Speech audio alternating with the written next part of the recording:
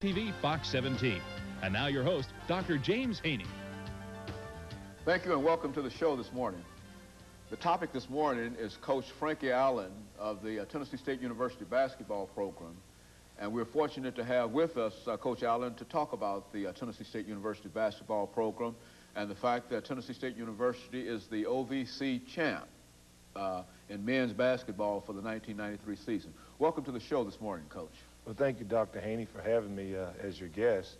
Yeah, we were very fortunate last year to capture the first OVC championship, and then we were participating in the NCAA, and it was the first time that Tennessee State University had represented the Ohio Valley Conference in the NCAA, and it was the first ever conference championship in any sport since Tennessee State has been in the Ohio Valley Conference. We're quite proud of that accomplishment. Very good. And, Coach, of course, we certainly will talk about the basketball program and a number of other things this morning, but I can't forget that it was about this time that you made your first appearance on our show, and I think it was at that point that we predicted that Tennessee State University would win the OVC and whatnot, and we talked about that, and we hope that that was a good omen, and you might be prepared to do that through a repeat. But first, let's talk about Coach Frankie Allen and give our audience some information about your background and education and some of the things that were important in your life leading you to become coach of the Tennessee State University men's basketball program. Well, I've always enjoyed athletics. I'm originally from Virginia. I was born and raised in Charlottesville, Virginia, which is in the central part of the state. I've been home to visit my mother quite often, so it's about a 9-hour drive from Nashville. You know, my parents, like most parents, you know, they try to instill certain values in their children, and I was very fortunate, I think, in some respects, because I was the youngest, and so I had the benefit of I guess, of maybe getting a little bit more sometimes in terms of opportunities. But I was the youngest of three. I have an older brother and sister that still live in Charlottesville. And, you know, I grew up there, played high school basketball at Old Lane High School, for any Charlottesvillians looking in this morning. And we were fortunate to win back-to-back conference championships as when I was a player there. But I really felt that those experiences that I had were very instrumental. I think one of the big keys, both my mother and my father, they were both just hard-working people that, you know, try to get their children to do the best and make the most of first opportunities. And I was the first one in my family, being the youngest, that had an opportunity to go to college, and that was provided by an athletic scholarship to a small school also in the state of Virginia, Roanoke College. I enjoyed quite a bit of success there. We won conference championships, went to the NCAA Division II championships, you know, had an outstanding career there. Was the all-time leading scorer and rebounder at Roanoke College, and those records still prevail today. Also the all-time leading scorer in the state of Virginia for all of college basketball. So, you know, I had some great success there, and I really appreciate the fact that, like I said, my parents were able to instill in me the value of making the most of your first opportunities. And I think those things opened a lot of doors for me. I went from there with a BA degree in philosophy. I worked toward a master's degree in athletic administration at Virginia Tech, where I coached for 15 years. I was an assistant coach at Virginia Tech for 11 years. Our teams enjoyed great success. The last 4 years of that 15-year stint, I was the head coach, where I was Metro Conference Coach of the Year, and enjoyed a great deal of success, having coached 2 players that are now playing in the professional ranks. And then after that, I was called upon by Dr. Hefner, who's the president at Tennessee State University, as you well know, and he wanted to upgrade his basketball program. I thought the situation here was very inviting, very intriguing. The possibilities to be good were all here, and the support from the president right down through the athletic administration made this a very attractive job. So, you know, I moved to Nashville a couple of years ago, and of course we've had some outstanding success this past year. Our first year we built with our recruiting. I had an outstanding staff of assistant coaches, Ricardo Patton, who's since left me and moved on to another school, Gary White, who's since left me and moved on to another school, Coach Greg O'Brien, who's still with me, and I've added another assistant coach this year, a young man by the name of Charles Ramsey, and we're trying to carry on the tradition of Tennessee State basketball that was once a very proud and a very rich tradition. Fell on some hard times, but I think we've rekindled the spirit, the enthusiasm, and we're looking forward to another successful year with our basketball program at Tennessee State University. And of course, Coach, I think you've been picked #1 by the media to repeat your success of last year. And we all look forward to seeing you do that. But let's look at that successful OVC team. I mean, what can you tell us, the audience, about that team? Nobody certainly expected you when the season started to end up as the OVC champs and then to go to the NCAA. What can you say about that team? Well, I think it was just that championship was won the old-fashioned way with a lot of hard work. As a team motto, we have as our team motto, and we've had that since I've been the head coach, there's no substitute for hard work. I may say to the players anytime we're breaking the huddle after a timeout or doing our practice sessions, there's no substitute for, and they'll always respond, hard work. And I think we instilled some good work habits in those young men. True, we had some very talented players, but we played so well together. There have been a lot of teams that were more talented, I thought, that we played last year, but I don't think any team blended its talents and utilized its talents as well as we did.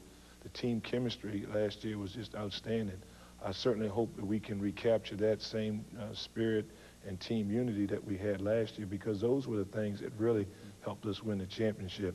I told the players on many occasions during the season when we were winning and we were kind of basking in the glory and the media was calling us Cinderella and all those good things.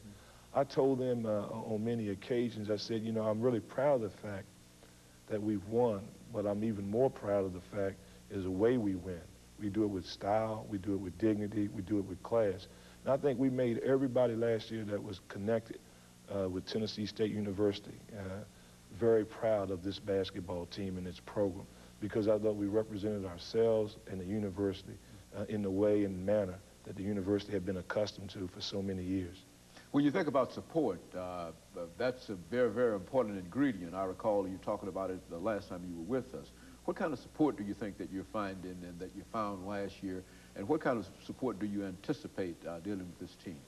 Well, the support has been tremendous, like I said, from the university to the community to just our fans, our student body. They've all rallied behind our basketball program. When I talk to people in the community that had been long-time fans of Tennessee State University, they said to me, said, Coach, we were just waiting for something to cheer about. You know, you've restored our pride, you know.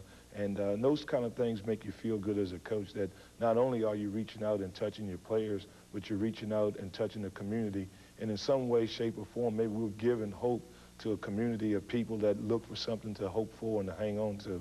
And I think a lot of times as coaches, we don't realize the importance that our overall program or what success will do for the overall program or for the overall university. And the support has been tremendous, and I really feel that it will continue. Our season ticket sales are up. They're still available over at the ticket office. Mr. Carl Pillow, we've got, you know, some great home games. We've got a brand new floor last year that we played on, that we were undefeated on that floor.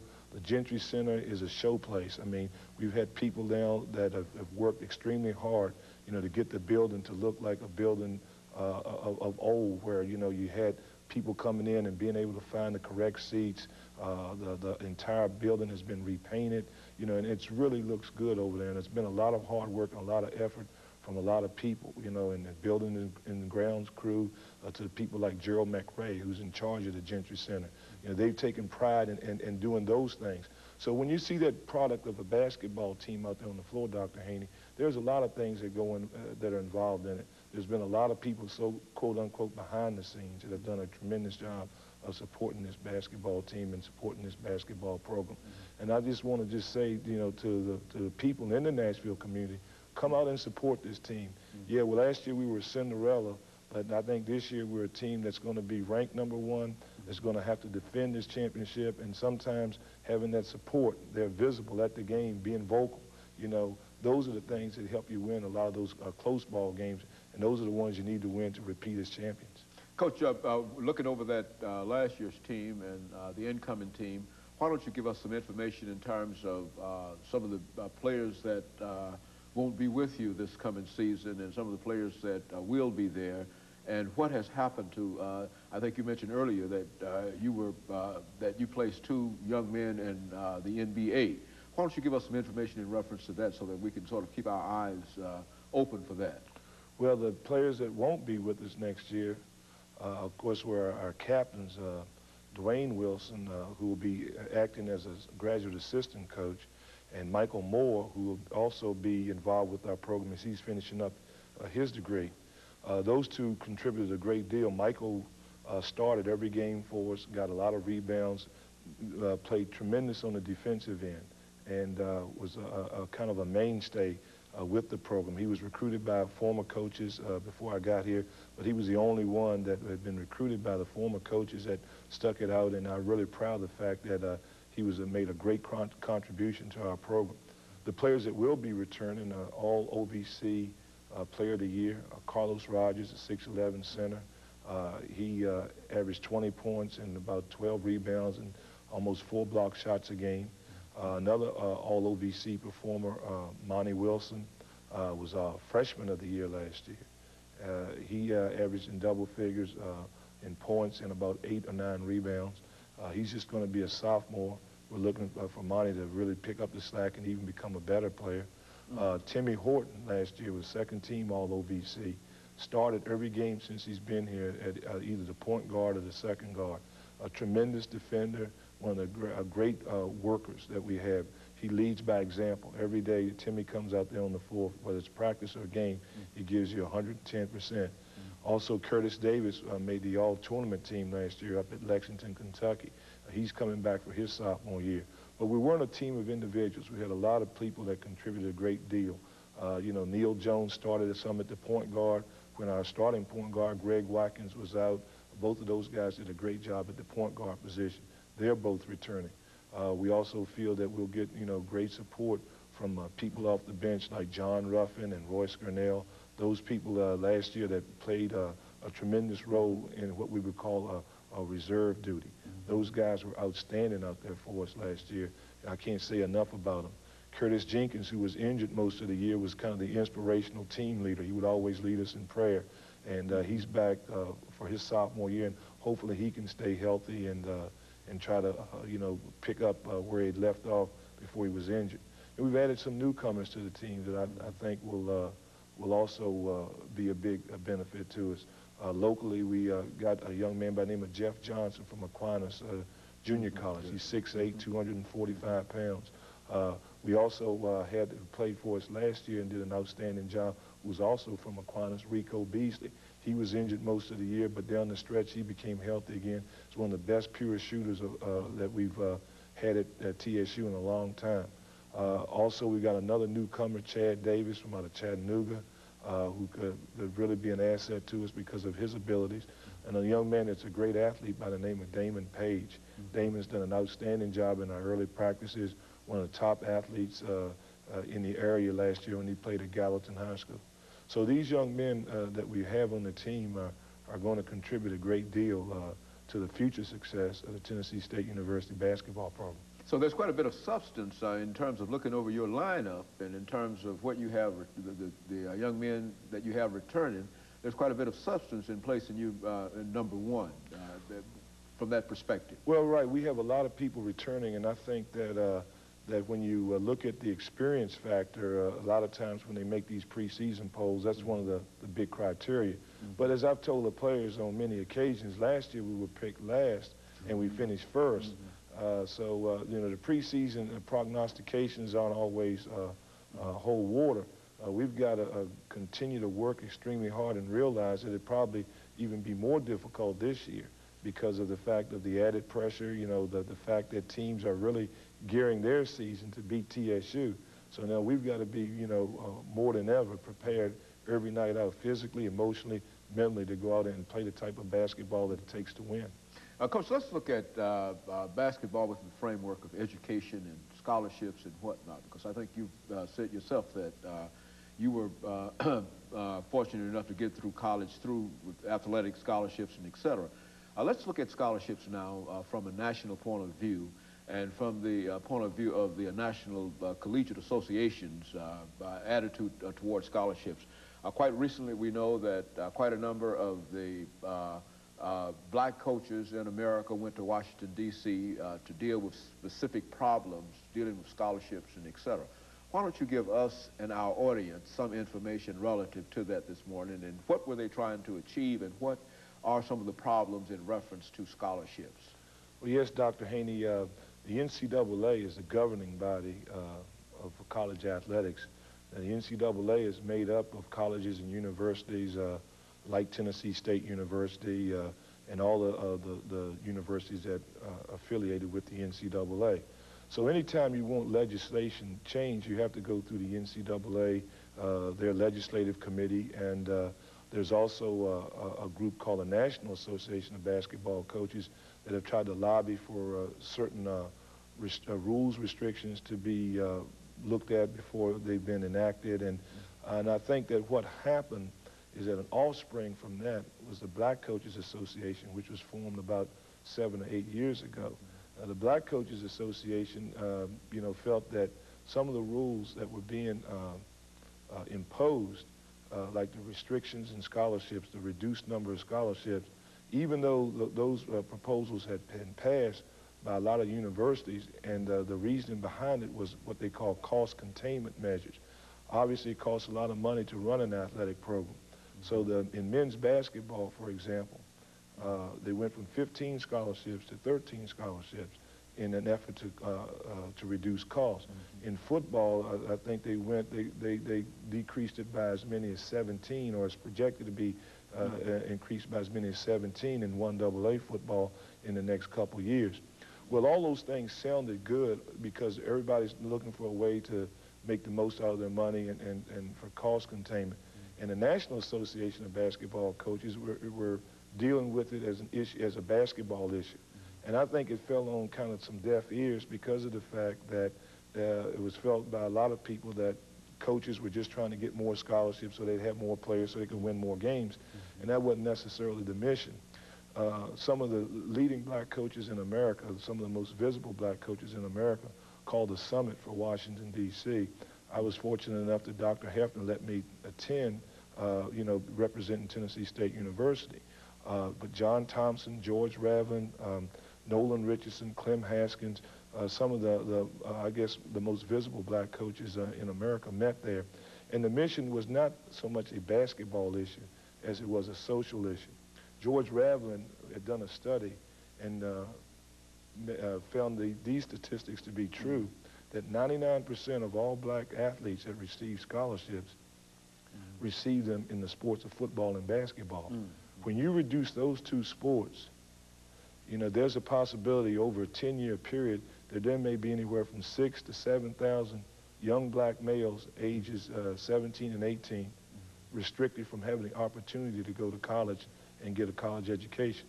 We're well aware there are other avenues to get to college, but if you look in the black community, and every coach that was there had been afforded the opportunity to go to college through an athletic scholarship, you know, you realize that it has a tremendous impact in the black community, a tremendous impact on the historically black colleges and universities. So our mission was not so much to look at it from just a financial standpoint, but from a social issue. Because when you restrict people from the opportunity to go to college, then they have to make other adjustments. They have to find a way themselves. And those are the type of things that we're trying to guard against. It was social issues. When you talk about crime, when you talk about drug use, when you talk about a lost generation of young black males, we felt as role models, you know, coaches had been successful, that we wouldn't want history to look back on this and say, well, what did you do, you know, to help bring attention to a problem that I don't think that the college presidents and the people at the NCAA had realized.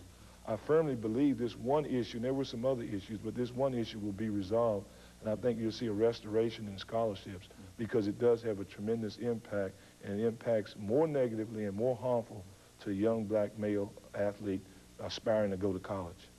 And so that was one of the central issues that dealing with the scholarships and with the opportunities that were made available, which is to say that, as you indicated earlier, that you saw it primarily as a social issue rather than as an issue of number of scholarships. Right, it's more of a social issue as far as the Black Coaches Association is concerned because of the fact of some of the things that I've mentioned earlier.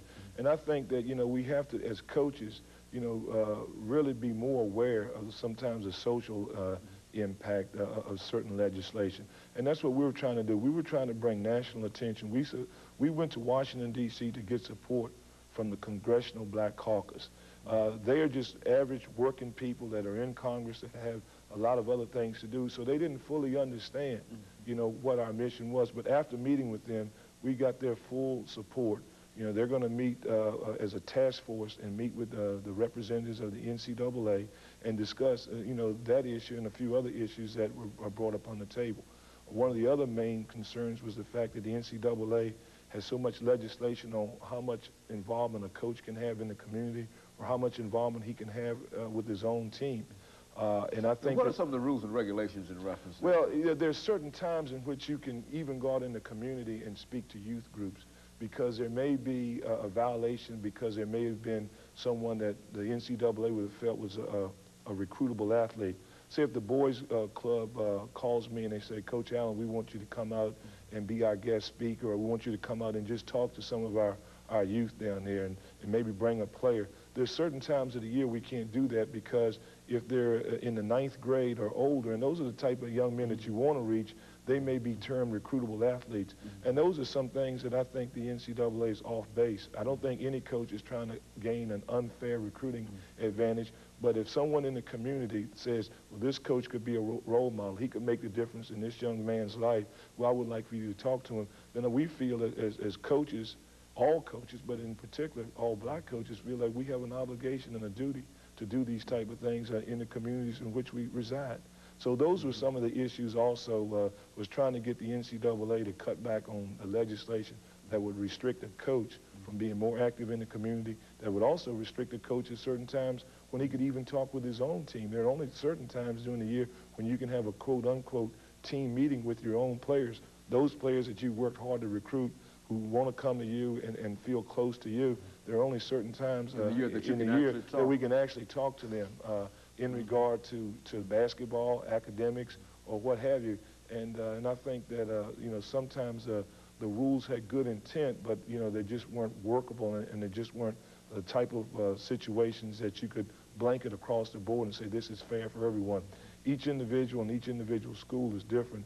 And I just think as coaches, and in particular Black Coaches Association, felt that we needed more leeway in those areas. Now, you've got an upcoming season, Coach, and I know ordinarily you start off your season by having Midnight Madness, and this show will be aired a couple of days before the beginning, I think, of your upcoming season. But what can you tell our audience this morning about your upcoming season in terms of your schedule and some of the other things that you think are important? Well, our first home game will be December the 6th. It's against Fisk University, and it's a game that we think will have a lot of community interest. Then our next home game will be December 18th against North Carolina A&T, which has been a traditional rival of TSU. The North Carolina A&T game is on the 18th of December, and it's a Saturday. The Fisk game is a Monday night. Our non-conference schedule in December is very, very difficult. Our first home game is Monday, November 29th at Jackson State. And Jackson State has an outstanding program, and last year we were very fortunate to defeat them in our first home game last year. So now we go down and play them in their first home game for this coming year. But we have a trip to Hawaii by way of UCLA. We play on the West Coast in Los Angeles. We play UCLA, then we play in a tournament in Hawaii. Our first opponent there would be the University of Alabama, Birmingham. The other two schools are the University of Hawaii and the University of Missouri, Kansas City. Then we come back and play our OVC schedule. Prior to going to Hawaii, we do play in a tournament in Cincinnati, where I think there are a lot of people from Nashville that want to go up there. It's on the weekend of December 2nd and 3rd. We play Central State on Friday, and we play Southern University out of Baton Rouge, which was also an NCAA participant last year.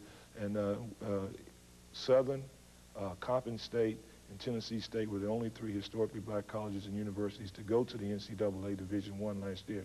So that's going to match us up against a fine Southern team. That'll be like December 3rd and 4th up in the Cincinnati area, and it's at Riverfront Coliseum. And so I know a lot of people from here are thinking about going up, and we definitely would need the support. Then we get into OVC play. January 3rd, we play at Austin Peay. And then after that, you know, the rest of the games will be, you know, home and away in the OVC. Our final game of the season is a non-conference game at the University of Alabama. But we're looking forward to an outstanding season. Obviously, we've got some talented people. We're the defending champions. Our goal, obviously, is to go out and do well, do better than we did last year. We know it's a tough road ahead of us, but with the support and with our players playing with the same intensity and enthusiasm that they had last year, you know, I feel it's a very attainable goal. When you think about the OVC and NCAA, what can you tell our audience about the performance of your players at that level? Well, I thought, especially NCAA. Well, I thought that last year we performed quite well once we got in the NCAA. We were a little bit overmatched with Seton Hall, but I really felt that they had the experience of being in the NCAA for several years. That was our first trip there.